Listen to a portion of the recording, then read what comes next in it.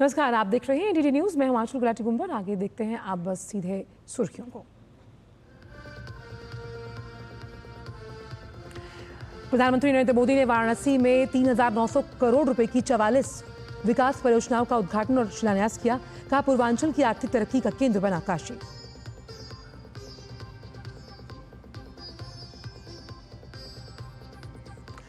वाराणसी के बाद प्रधानमंत्री आज मध्य प्रदेश का भी करेंगे दौरा। आनपुर धाम में गुरुजी महाराज मंदिर में करेंगे दर्शन पूजन।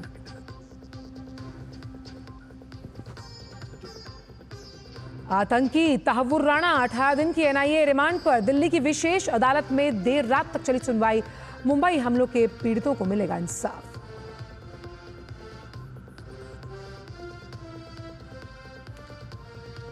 और केंद्रीय स्वास्थ्य मंत्री जगत प्रकाश नड्डा आज से ओडिशा के 2 दिवसीय दौरे पर। कटक में आयुष्मान भारत प्रधानमंत्री जन आरोग्य योजना का करेंगे शुभारंभ। और आइए जानते हैं सभी खबरों को विस्तार के साथ। प्रधानमंत्री नरेंद्र मोदी ने अपने संसदीय क्षेत्र वाराणसी में 3,900 करोड़ रुपए की 44 विकास परियोजनाओं का लोकार्पण और शिलान्यास किया। उन्होंने अवसंरचना के विकास, विशेष रूप से वाराणसी में सड़क संपर्क बढ़ाने की अपनी प्रतिबद्धता के अनुरूप इस क्षेत्र में विभिन्न सड़क परियोजनाओं का लोकार्पण और शिलान्यास किया। प्रधानमंत्री ने इसके अलावा वाराणसी रिंग रोड और सारनाथ के बीच एक सड़क पुल, भिखारीपुर और मंडवाडी क्रॉसिंग पर फ्लाईओवर और वाराणसी अंतर्राष्ट्रीय हवाई अड्डे पर NH 31 पर 980 करोड़ रुपए से अधिक की लागत से एक राजमार्ग, अंडरपास, सड़क सुरंग की आधारशिला रखी। प्रधानमंत्री मोदी ने 70 वर्ष से अधिक आयु के वरिष्ठ नागरिकों को पहली बार आयुष्मान वय वंदन कार्ड भी वितरित किए।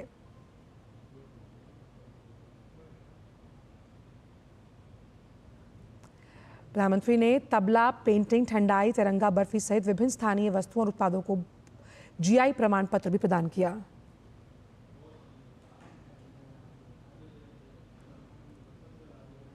प्रधानमंत्री ने बनास डेयरी से जुड़े उत्तर प्रदेश के दुग्ध आपूर्तिकर्ताओं को 106 करोड़ रुपए से अधिक का बोनस भी हस्तांतरित किया है। इस अवसर पर अपने संबोधन में प्रधानमंत्री ने कहा कि महात्मा ज्योतिबा फुले से प्रेरणा लेकर ही सरकार सबका साथ, सबका विकास के मूल मंत्र पर काम कर रही है।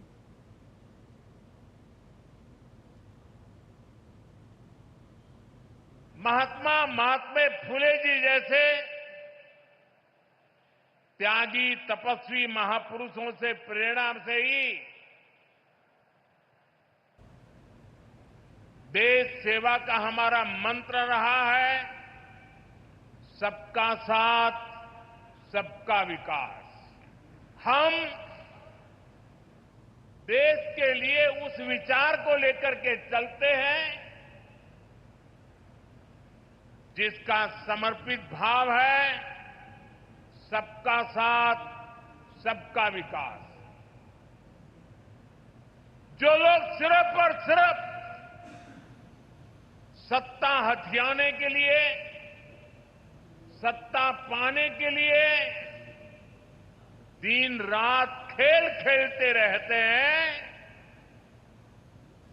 उनका सिद्धांत है परिवार का साथ, परिवार का विकास। आज मैं सबका साथ, सबका विकास के एक मंत्र को साकार करने की दिशा में पूर्वांचल के पशुपालक परिवारों को, विशेष रूप से हमारी मेहनतकश बहनों को विशेष बधाई देता हूं। प्रधानमंत्री नरेंद्र मोदी वाराणसी के बाद आज मध्य प्रदेश का दौरा करेंगे। प्रधानमंत्री अशोकनगर जिले में स्थित आनपुर धाम स्थित गुरुजी महाराज मंदिर में दर्शन और पूजा अर्चना करेंगे। देखिए प्रधानमंत्री के दौरे से जुड़ी ये खास रिपोर्ट। विरासत भी, विकास भी, यही है प्रधानमंत्री नरेंद्र मोदी का वो मंत्र जिस पर देश लगातार आगे बढ़ रहा है। सांस्कृतिक और आध्यात्मिक विरासत को आगे बढ़ाने की इसी प्रतिबद्धता के तहत पीएम शुक्रवार को मध्य प्रदेश में स्थित आनंदपुर धाम जाएंगे। अशोकनगर जिले की ईसागढ़ तहसील में स्थित ये धाम आध्यात्मिकता का बड़ा केंद्र है। पीएम गुरुजी महाराज मंदिर में दर्शन और पूजा अर्चना करेंगे। साथ ही आनंदपुर धाम स्थित मंदिर परिसर का भ्रमण भी करेंगे। पीएम के दौरे को लेकर लोगों में जबरदस्त उत्साह है। देश के प्रधानमंत्री पहली बार अनंतपुर में आ रहे हैं। हमारे अनंतपुर का भी इससे नाम बढ़ेगा, लोगों में जाएगा, इससे देश में भी जाएगा और विदेश में भी अनंतपुर का नाम बढ़ेगा। इससे बहुत बड़ी खुशी है, हमें भी है, अनंतपुर वासियों को भी है, महात्माओं को भी है। काफ़ी खुश हैं महात्मा लोग, जहाँ के जितने भी हमारे अनंतपुर के भाई हैं, महात्मा जी हैं, वो इस देख के बहुत खुश हैं कि प्रधानमंत्री जी आ रहे हैं, कि हमारे यहाँ अनंतपुर में आ रहे हैं। आसपास के लोग भी मैंने देखा काफ़ी उनके भी अच्छा उनके विचार है कि प्रधानमंत्री जी आ रहे हैं, बड़े खुश हैं। ऐसा दरबार है ये कि एकदम सच्चा दरबार है, जो आपकी मन्नत है वो पूरी भी होती है और यहाँ कोई दिखावा नहीं है, अमीर गरीब सब बराबर हैं। और प्रधानमंत्री जी यहाँ आ रहे हैं तो हमारे लिए बहुत ही गर्व की बात, हमारे देश के लिए। आनंदपुर धाम की स्थापना आध्यात्मिक और परोपकारी उद्देश्यों के लिए की गई है। 315 हेक्टेयर में फैले इस क्षेत्र में 500 से अधिक गायों के साथ एक आधुनिक गौशाला है और श्री आनंदपुर ट्रस्ट परिसर के अंतर्गत कृषि गतिविधियां संचालित की जाती हैं। आनंदपुर धाम अध्यात्म और शांति का तो एक प्रतीक है ही, संस्कृति का तो एक प्रतीक है ही, साथ साथ किस तरीके से मानव सेवा की जा सकती है और संतों के द्वारा एक स्थान को किस तरीके से निर्मित कर आत्मनिर्भर बनाया जाता है, इस बात का भी एक बहुत अच्छा उदाहरण है। ट्रस्ट सुखपुर गांव में चैरिटेबल अस्पताल, सुखपुर और आनंदपुर में स्कूल और देश भर में विभिन्न सत्संग केंद्रों का संचालन कर रहा है। आनंदपुर धाम धर्म और आस्था का प्रमुख केंद्र, वो केंद्र जिसके प्रति देश दुनिया के श्रद्धालुओं की प्रगाढ़ आस्था है। ये केंद्र इस बात का भी प्रतीक है कि कैसे संतों के द्वारा एक बंजर और वीरान पड़ी धरती को एक धार्मिक केंद्र के रूप में स्थापित किया जा सकता है। यहाँ के प्रकल्प ये बताते हैं कि किस तरीके से समाज और राष्ट्र की सेवा की जा सकती है। प्रधानमंत्री का यहाँ आना अपने आप में कई मायने रखता है।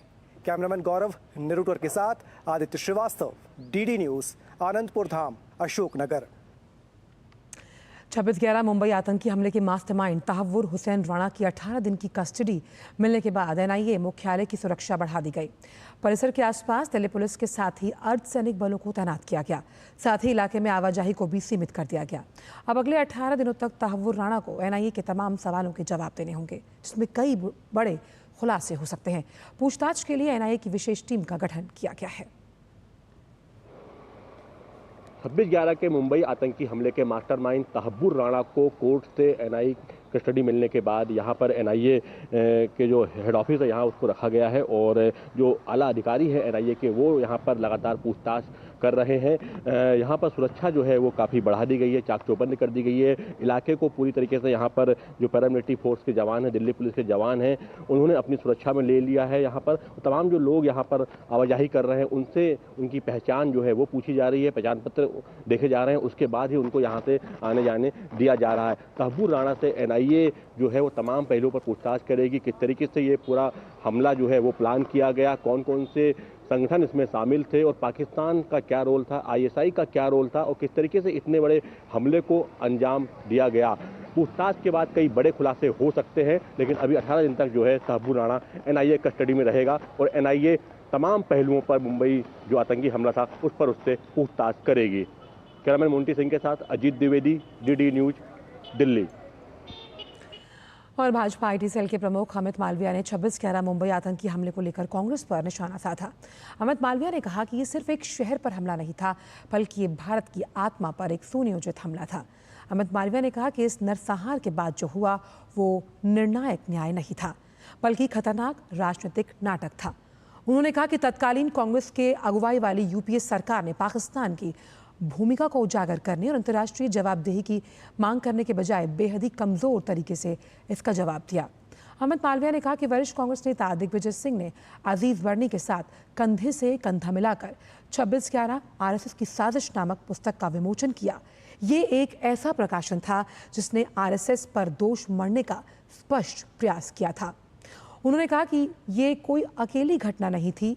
हिंदू आतंक और भगवा आतंक जैसे शब्द अचानक उछाले जाने लगे, जो तथ्यों पर आधारित थे ही नहीं, बल्कि वोट बैंक की राजनीति को बढ़ावा देने के लिए थे। अमित मालविया ने कहा कि तहव्वुर राणा से पूछताछ के दौरान न केवल इसमें पाकिस्तान का हाथ सामने आएगा, बल्कि ये भी उजागर होगा कि कैसे राजनीतिक ताकतों ने दोषियों को बचाया और निर्दोषों को बदनाम किया है। विदेश मंत्री एस जयशंकर ने 3 दिवसीय वैश्विक प्रौद्योगिकी शिखर सम्मेलन के 9वें संस्करण को संबोधित किया। विदेश मंत्रालय और कार्नेगी इंडिया द्वारा सह मेजबानी में आयोजित ये शिखर सम्मेलन तकनीक में संभावना विषय पर केंद्रित है। उद्घाटन सत्र को संबोधित करते हुए विदेश मंत्री एस जयशंकर ने कहा कि हमने अंतरिक्ष के क्षेत्र में उल्लेखनीय प्रगति की। भारत में स्टार्टअप्स को भी बढ़ावा दिया जा रहा है। The US has fundamentally changed its approach to engaging the world, and it has consequences across every domain. But the tech consequences, I believe, would be particularly profound, and it'll be profound not just because the US is the largest economy, the main driver in a way of global tech advancements, but also because it's very clear that tech has a big role in making America great again. Where is India? And you had an opportunity in this visit. I hope your conversations in the last 2 days have enhanced it, and the coming 2 days even more so, to acquaint yourself and to debate and discuss what is happening in our part of the world. देश के अन्य राज्यों की तरह ओडिशा में भी आज से आयुष्मान भारत प्रधानमंत्री जन आरोग्य योजना लागू हो जाएगी। केंद्रीय स्वास्थ्य मंत्री जेपी नड्डा आज ओडिशा में योजना का शुभारंभ करेंगे। इस योजना के तहत प्रत्येक गरीब परिवार को प्रतिवर्ष 5 लाख रुपए का स्वास्थ्य कवर प्रदान किया जाएगा। योजना के लागू होने से गरीब और जरूरतमंद लोगों को बड़ा लाभ मिलेगा, जिससे उनकी आर्थिक स्थिति में सुधार होगा और स्वास्थ्य सेवाओं तक पहुंच बढ़ेगी। इसके अलावा जेपी नड्डा कटक में सरदार वल्लभ भाई पटेल स्नातकोत्तर बाल चिकित्सा संस्थान की नई इमारत का भी उद्घाटन करेंगे। ये जो लोगों के साथ अन्याय करता है वो सरकारें टिकती नहीं है। म्यांमार में हाल ही में आए विनाशकारी भूकंप के बाद भारत लगातार सहायता प्रदान कर रहा है। भारतीय सेना भी बढ़ चढ़कर राहत और बचाव कार्यों में जुटी है। भारतीय सेना ने भूकंप राहत कार्यों में रोबोम्यूल्स और नैनो ड्रोन तैनात किए, जो काफी मददगार साबित हो रहे हैं।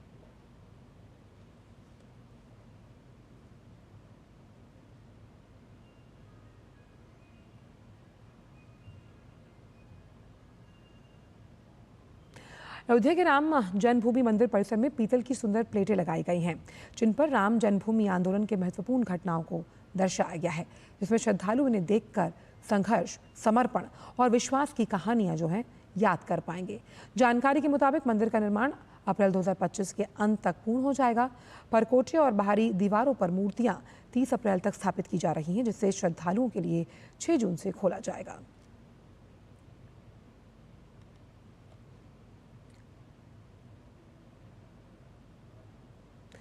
और अब बात भारतीय शेयर बाजार से जुड़ी हुई हफ्ते के आखिरी कारोबारी दिन। आज शेयर बाजार में रिकवरी का माहौल देखने को मिल रहा है। स्टॉक मार्केट का बीएसई सेंसेक्स 1300 अंक चढ़कर 75,000 के लेवल को पार कर गया। इसके साथ ही निफ्टी में भी 400 अंकों का उछाल देखा जा रहा है, जहां निफ्टी 22,800 पर कारोबार करता हुआ नजर आ रहा है। सेक्टोरल इंडाइसेस की बात करें तो auto, pharma, FMCG, metal, reality, media और प्राइवेट बैंकिंग के साथ साथ इंफ्रा तमाम इंडेक्स जो हैं वो हरे निशान में है। वहीं टाटा मोटर्स, सन फार्मा, एचसीएल, टेक, अदानी पोर्ट्स, बजाज फाइनेंस के साथ साथ पावर ग्रिड टॉप गेनर्स। साथ ही अगर देखा जाए तो टीसीएस और एशियन पेंट्स इस वक्त दबाव के साथ कारोबार करते हुए नजर आ रहे हैं। रुक करते हैं खेल जगत की खबरों का। इंडियन प्रीमियर लीग में आज कोलकाता नाइट राइडर्स और चेन्नई सुपर किंग्स आमने सामने होंगी। ये मुकाबला चेन्नई में खेला जाएगा। मौजूदा सीजन में दोनों टीमों का अब तक का सफर कुछ खास नहीं रहा, जहां एक और सीएसके को 5 मैचों में महज 1 में जीत मिली, वहीं केकेआर की टीम अब तक 5 में से 2 ही मैच जीत पाई। आज चेन्नई की टीम बड़े बदलाव के साथ उतरेगी। दिग्गज खिलाड़ी एमएस धोनी सीएसके की कप्तानी करते हुए नजर आएंगे। ऋतुराज गायकवाड़ कोहनी में फ्रैक्चर की वजह से टूर्नामेंट से बाहर हैं। गौरतलब है कि गायकवाड़ पिछले 4 सीजन में से 3 में से सीएसके के सबसे ज्यादा रन बनाने वाले खिलाड़ी रहे हैं। जॉर्डन में हाल ही में आयोजित हुई सीनियर एशियन रेसलिंग चैंपियनशिप में रजत पदक जीतने वाले भारतीय पहलवान दीपक पुनिया को भरोसा है कि आगे आने वाला समय भारतीय कुश्ती के लिए परिवर्तनकारी साबित होगा। दीपक इन दिनों अगले महीने होने वाली रैंकिंग सीरीज की तैयारी में लगे हैं। पहलवान दीपक पुनिया से खास बात की हमारे संवाददाता गौरव कुमार ने। सीनियर एशियन रेसलिंग चैंपियनशिप में भारत ने अपना अभियान जो है वो 10 पदक के साथ खत्म किया था और इस वक्त हमारे साथ दीपक पूनिया हैं जिन्होंने इस चैंपियनशिप में रजत पदक जीता है। दीपक, सबसे पहले तो आपको इस पदक जीतने की बधाई, लेकिन साथ ही साथ हम ये भी जानना चाहेंगे कि कितना मुश्किल था इस पदक तक पहुंचना, वो भी ऐसी परिस्थिति के बीच में जबकि ट्रायल्स भी बहुत मुश्किल से हो रहे थे और कंपटीशन का जो लेवल था वो भी बहुत ज़्यादा जो देखने को नहीं मिल रहा था। ये बिल्कुल एंड मोमेंट पे हमारे ट्रायल हुए हैं, जबकि बिल्कुल 2-3 दिन बचे थे एकदम नाम भेजने के, तो तब हमारे ट्रायल हुए। तब ये था कि हमें मतलब पहले तो ट्रायल निकालना है, उसके बाद में हम अपना जो भी बेस्ट कर सकते हैं वो करेंगे। तो हमने अच्छे से अपना ट्रायल निकाला बढ़िया से। उसके बाद बस हमारा गोल था कि हम अपना मतलब काफ़ी टाइम हो गया था खेले कि हम अपना बेस्ट दे सकें, तो बस हमारा फोकस से बेस्ट देने पे था। और टूर्नामेंट बहुत ही अच्छा रहा, बहुत एक्सपीरियंस रहा काफ़ी दिन बाद खेल के। और अभी आने वाले टूर्नामेंट हैं जो रैंकिंग सीरीज़ है 2 हमारी बची हुई हैं, उनमें भी हम अपना बेस्ट देंगे।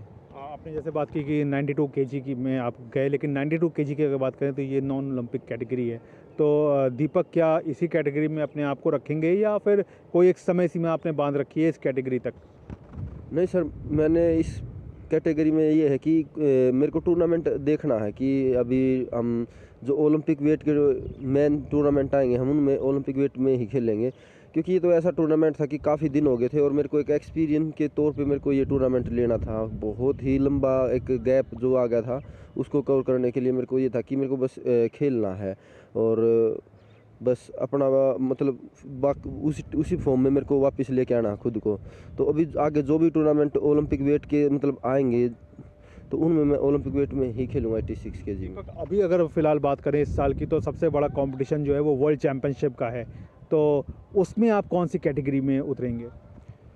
वर्ल्ड चैम्पियनशिप में मैं देखो जी, जो मेरा अभी प्लान है वो मैं 86 केजी में सोच रहा हूँ कि मैं 86 केजी में ही खेलूँगा और उसके लिए वैसी ही ट्रेनिंग मेरे को करनी होगी। चलिए, आपकी बात की बहुत बहुत शुक्रिया। तो ये हैं दीपक पूनिया, जिनका साफ तौर पर कहना है कि वर्ल्ड चैंपियनशिप में वो एक बात को भरोसे के साथ सामने रख रहे हैं कि 86 किलोग्राम भार वर्ग के साथ वो अपनी चुनौती पेश करेंगे। कैमरामैन अनिकेत के साथ मैं गौरव कुमार, डीडी न्यूज़, दिल्ली। 128 साल के बाद ओलंपिक में क्रिकेट की वापसी हुई है। लॉस एंजलिस ओलंपिक में पुरुष और महिला दोनों कैटेगरी में क्रिकेट को शामिल किया गया। पुरुष और महिला दोनों कैटेगरी में 6 टीमें हिस्सा लेंगी, जिनमें गोल्ड मेडल जीतने के लिए टक्कर है। इससे पहले ओलंपिक में सन 1900 में पेरिस में क्रिकेट को शामिल किया गया था। तब क्रिकेट में फ्रांस और ग्रेट ब्रिटेन ने ही हिस्सा लिया था।